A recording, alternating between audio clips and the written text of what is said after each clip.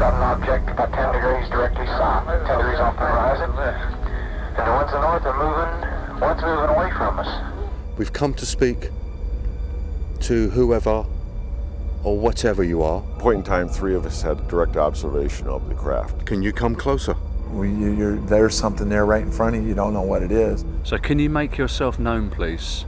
Yeah, that light was about 25 yards in front of us now. There's almost like It's a glow. a glow on the floor. It's coming up. I can't see a damn thing, but I'm walking towards it now.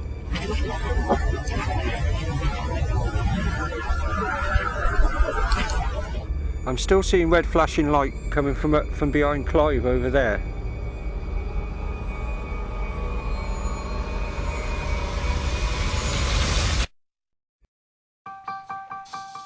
Yes, sir, yes. If I'm poison, manufacture record.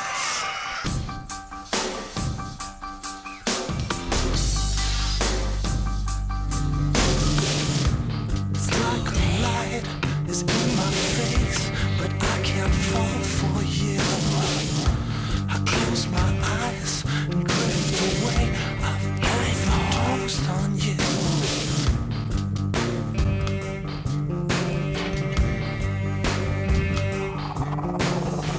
Cause then you wake up dead one day.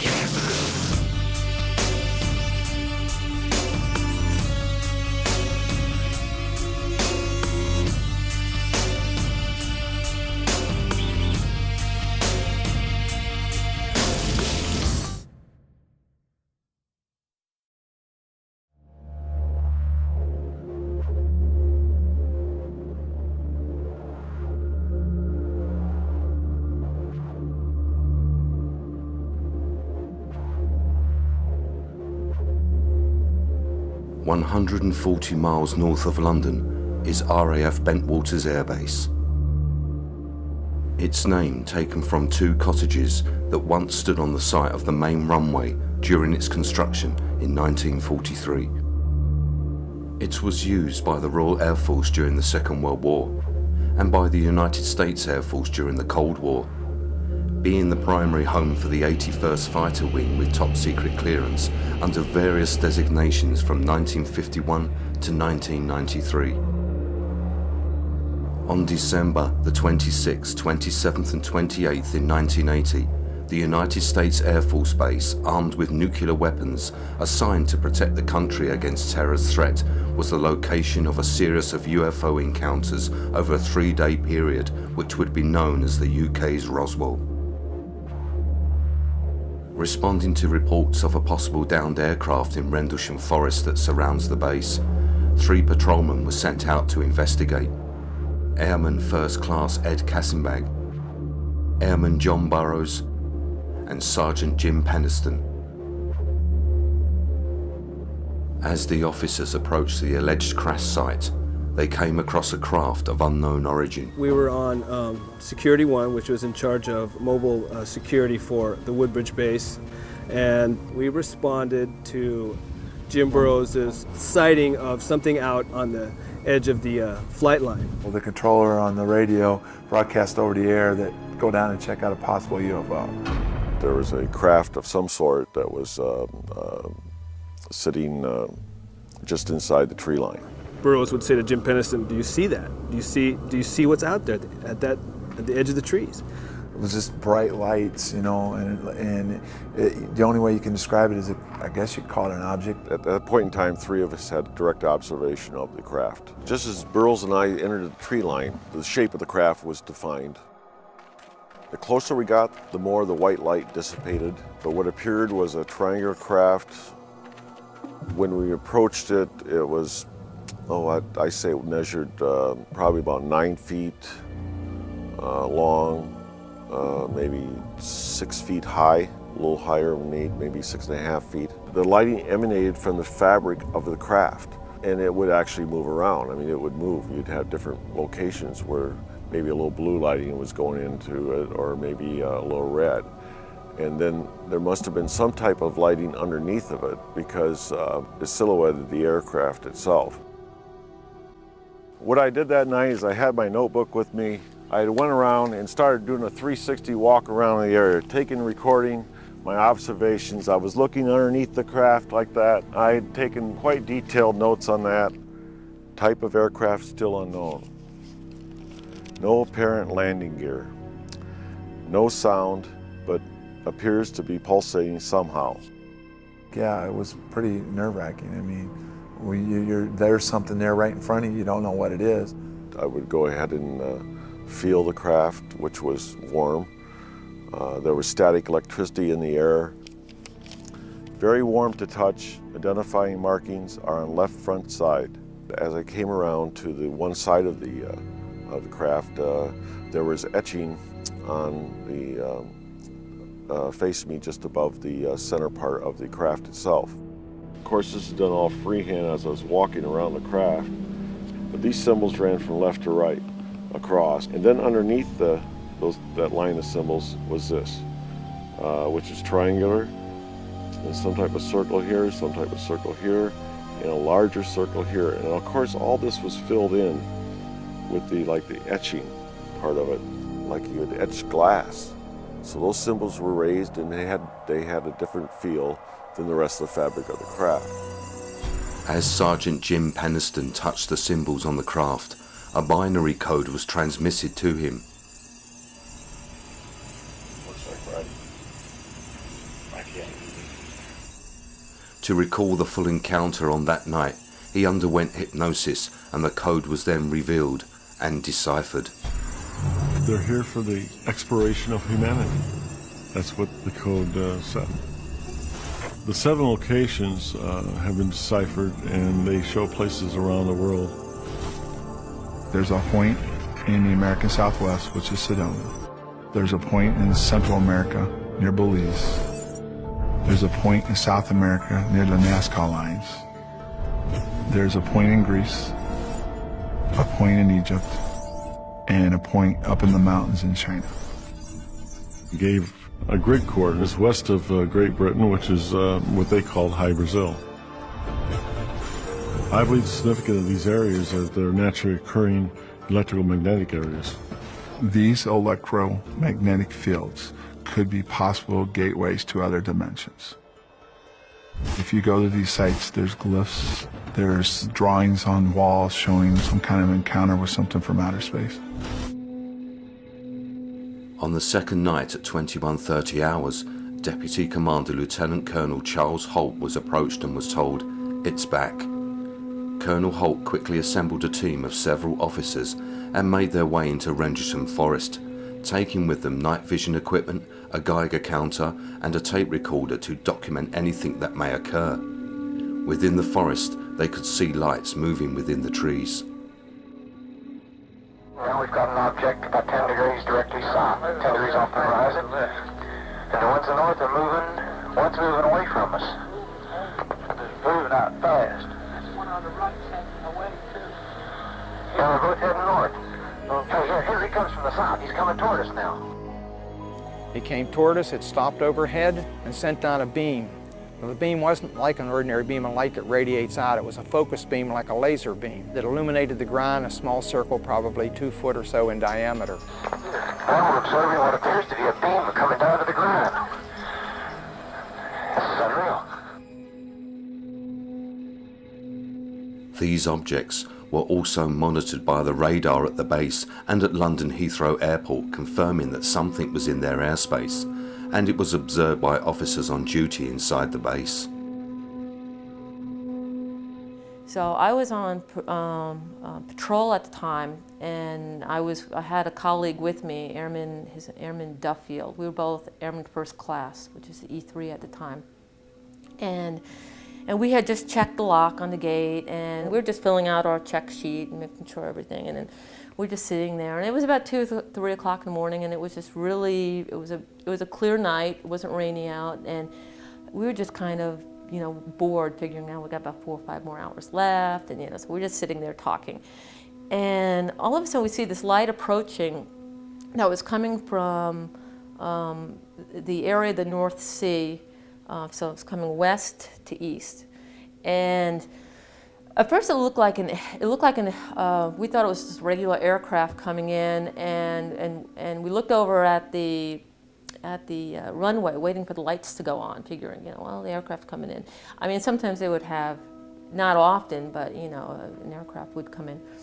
And then as it got closer and closer, and now it's about maybe 200, it wasn't really that far, it was just this, it was a big light, and it just stopped. And this guy and I were looking, we noticed that the runway lights aren't on. We see this light. And then all of a sudden it just stops in midair, and then all of a sudden it just moves up, down, left, right, and then it breaks into like 3 pieces and speeds across the runway. Where Penniston and Burroughs first encountered the craft, indentations were found on the ground and radiation readings were above normal. Colonel Holt submitted a memo to what had taken place and sent it to the Ministry of Defence in Whitehall, London, but there was no response to the incident.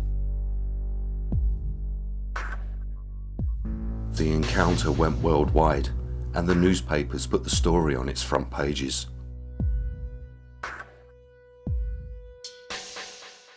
A couple of days later, there was activity on the base. Above top secret officials arrived and interrogated all of the personnel. These officials told all involved that they had mistaken the lights as UFOs as the Alford Nest Lighthouse, which is situated 7 miles away, and that they were all hallucinating.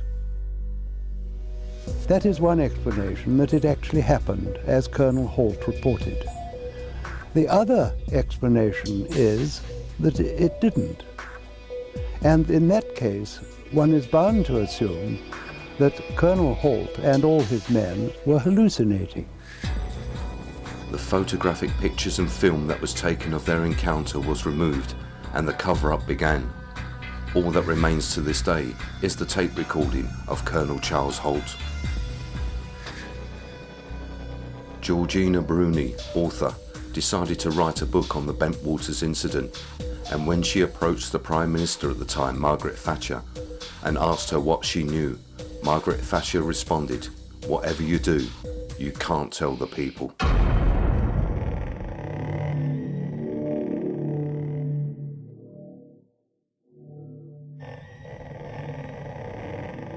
To this day, many of those involved still visit Rendlesham Forest, including Colonel Holt.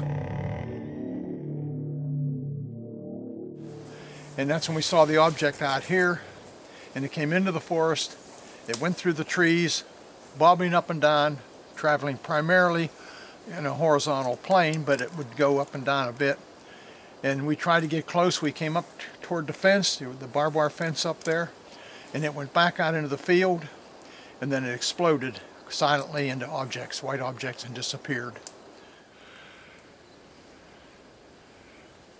We watched it till it exploded, then we went out into the field, and we went across the field, past the farmer's house, and across there's a road in front of his house, a small road, and some brush. And we wandered through a small stream, and everybody got wet, which discouraged us from staying out too much longer because it was cold and damp and windy.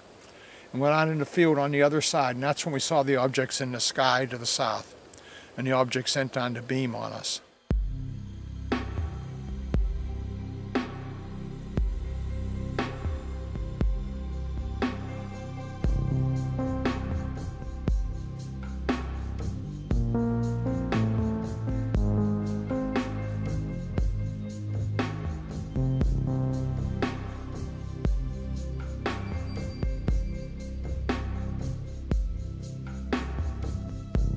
RAF Bentwaters was closed on the 1st of July 1993, but after some negotiations we were given access to the once top secret facility.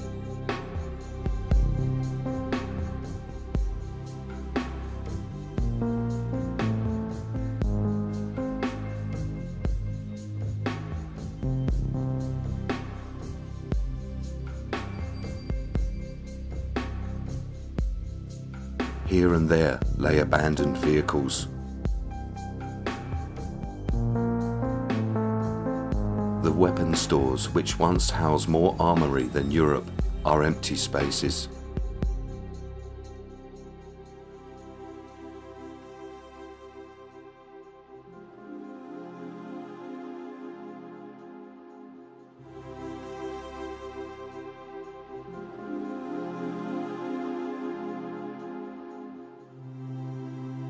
The control tower, where the UFOs were tracked on radar, is now just a shell.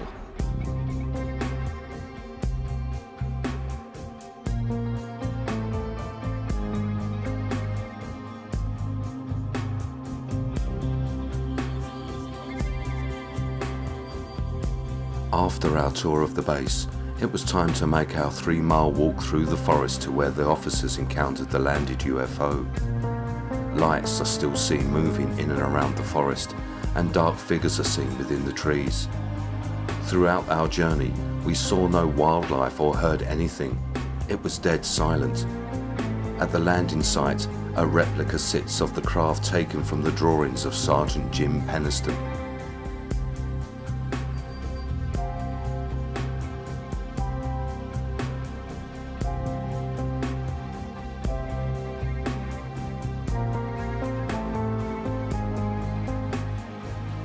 With the sun starting to set, we set up our equipment for our nighttime investigation.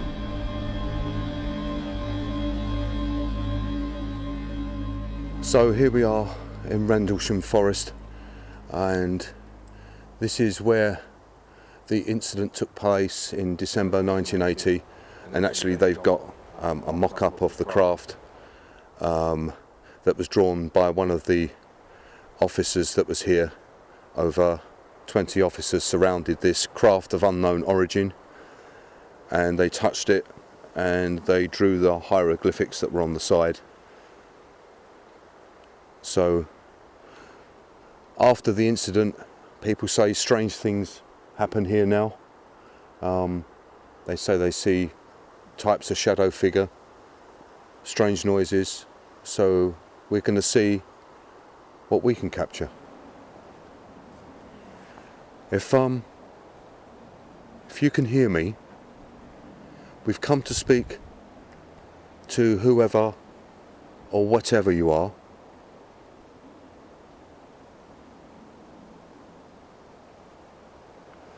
Sorry guys. I turned to look down at our other static cam, and I swear to God I've just seen something move right in front of it. Wherever it was, it went from right to left, and I don't know if it was in front of the camera or just behind. I can't see a damn thing, but I'm walking towards it now.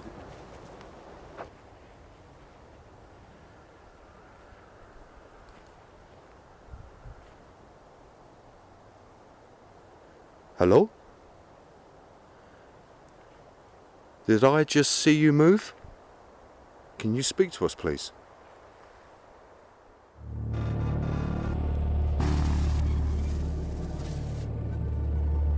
Within minutes, I see something dark move from right to left, and there is a voice of some kind, followed by what I can only describe as chanting, which is captured on my digital recorder. Here is the enhanced audio. I can't see a damn thing, but I'm walking towards it now.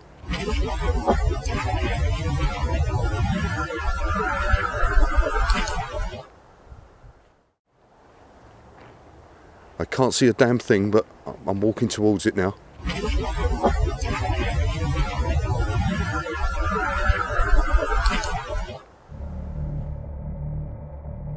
As we stand miles from nowhere, Mark sees red and white lights moving in and out of the trees. Over there in the trees, Mark is seeing a white light. I've seen it about 6 times. Now, 1 or 2 you can say your eyes are playing tricks on you, but 6 times I've seen a white light over to the left and then a red light over to the right. And it can't be a car because it's too far apart. No, there's no roads. There's no roads around here to be driving, because we've actually had to walk.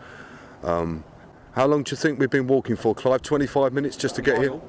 At least 25 minutes. At least.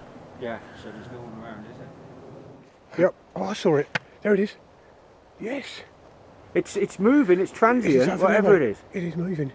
It is moving from right to left, and it flashes every now and again. Who's out there?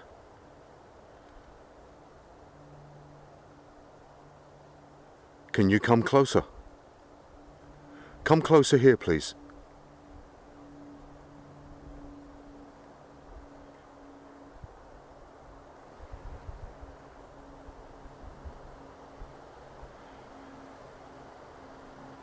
We've come here this evening to speak to you, to find out what actually took place here all those years ago, and I suppose more importantly, why you came here and where you're from. Yeah, that light was about 25 yards in front of us now, but I haven't seen it flashing. And we know there's nothing there. That's all woods. And there's no paths across there. The path is from here right down to there, the footpath, and then runs all the way up to there. There's nothing over there. That's all woods.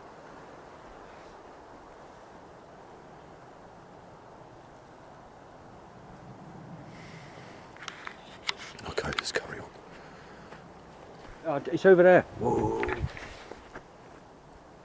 Are you still getting it? It's still moving? I'm still seeing it. Oh, where's that sign?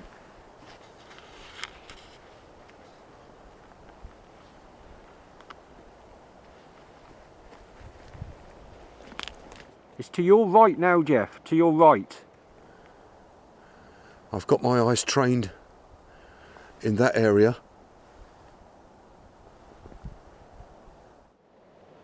Something's lighting up at the forest over there, look. Straight in front of me, straight in front of this sign. Whoa. There. Did you see it? A flash of red light down to the floor. Yeah. Right in front of me. I'd say a foot off the ground, Phil. Yeah. A foot off the ground. It was like looking at that. Imagine that flashing. Right down there, a foot off the ground, I'd say 20 yards.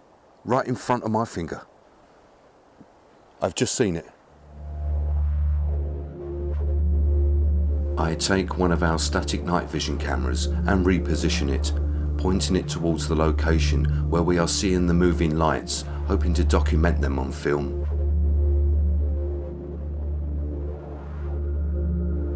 So yeah, so we've seen the red lights, the white lights, so that's why we've moved now our static cam, which was facing that way, pointing towards the area where we keep seeing these lights. So can you make yourself known, please?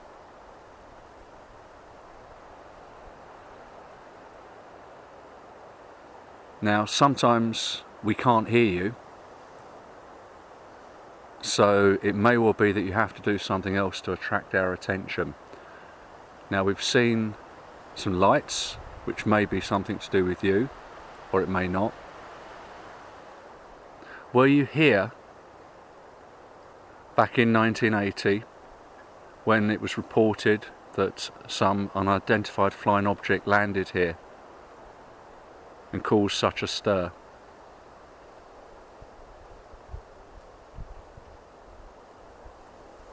Were you part of that?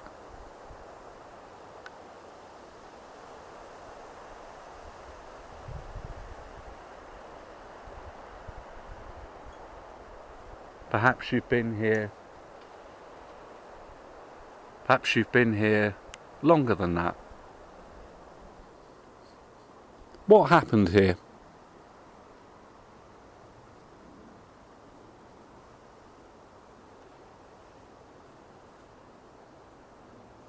We know there was film taken and recordings, but as far as we have been told, that was taken away so that it wouldn't be released to the general public. Would it help if I introduce myself? My name's Phil. The chap who was talking earlier was Jeff. And we have Clive. And we have Mark.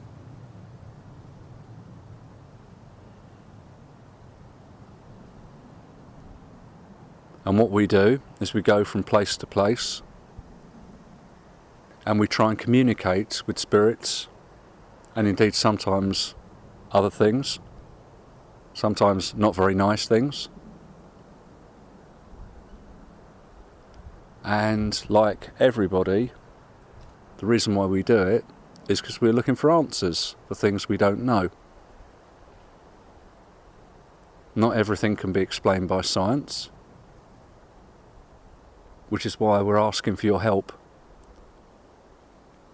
to perhaps teach us something and possibly tell us what we've got to expect in the future after this life. So I've introduced us and what we do. So can you tell us a little bit about yourself? What's your name and why you're here? Talk into this.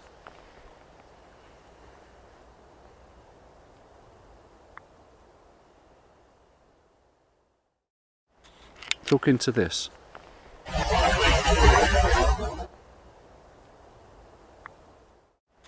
Talk into this.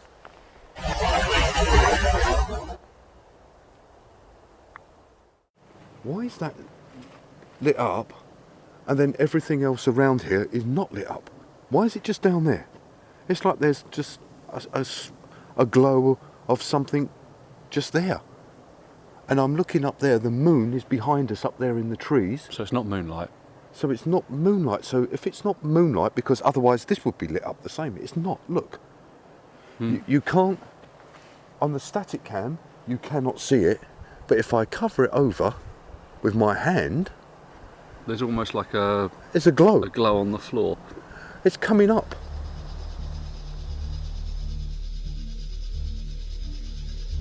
Phil and I make our way through the trees to try and find the source of what may be causing the bluish glowing lights.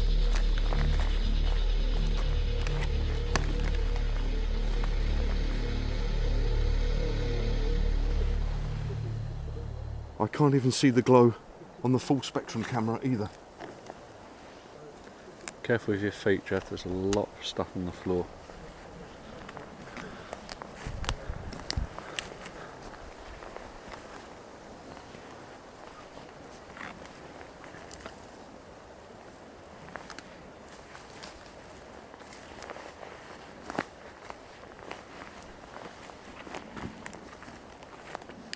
Where am I looking? Right oh, here. sorry. That's right. I can see it now.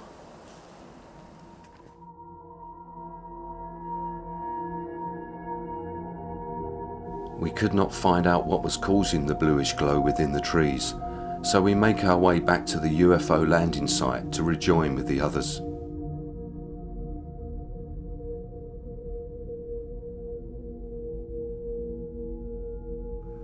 I'm still seeing red flashing light coming from behind Clive over there.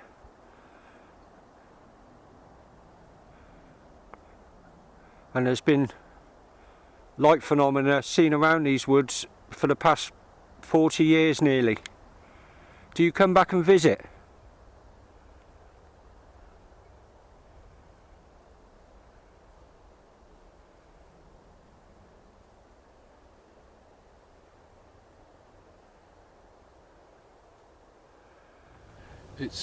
There seems to be very, very little wildlife here. Yeah. During the day when we came here, I didn't see anything. I didn't see a squirrel. I didn't even see birds, to be truthful. And tonight, since we've been here, there's normally in woods you get rustling and stuff, but there's been nothing. But there was definitely, it was footsteps, probably about 5 footsteps from over there. And as you said, Clive, behind you, that it sounded like something had tripped. There's definitely something strange going on around us. You couldn't walk through these woods without a torch on, that's the thing. No, that's it. Our static night vision cam that we repositioned earlier facing the area where we were seeing the lights captures a flash of light. The flash of light also has a misty glow to it and seems to come from above, as you can see where it hits the forest floor.